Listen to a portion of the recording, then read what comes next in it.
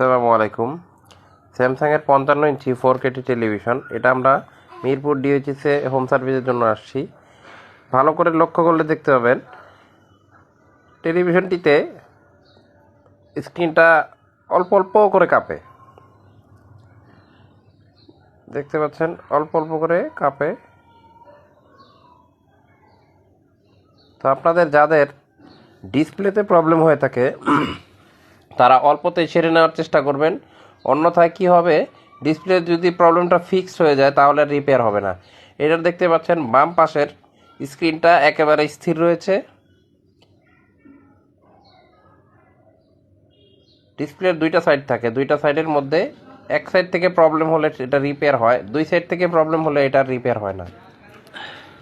বাম সাইডটা পুরোপুরি স্থির রয়েছে, কিন্তু ডান সাইডের স্ক্রিনটা এই যে অল্প অল্প কাঁপে, দেখতে পাচ্ছেন। তো এটা আমরা রিপেয়ার করেছি, রিপেয়ার করার পরে সব কাঁপাকাঁপি বন্ধ হয়ে গেছে।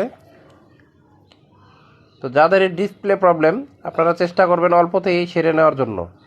যদি এইভাবে চালাতে থাকেন তাহলে প্রবলেমটা ফিক্স হয়ে গেলে এটা আর রিপেয়ার হবে না। ধন্যবাদ।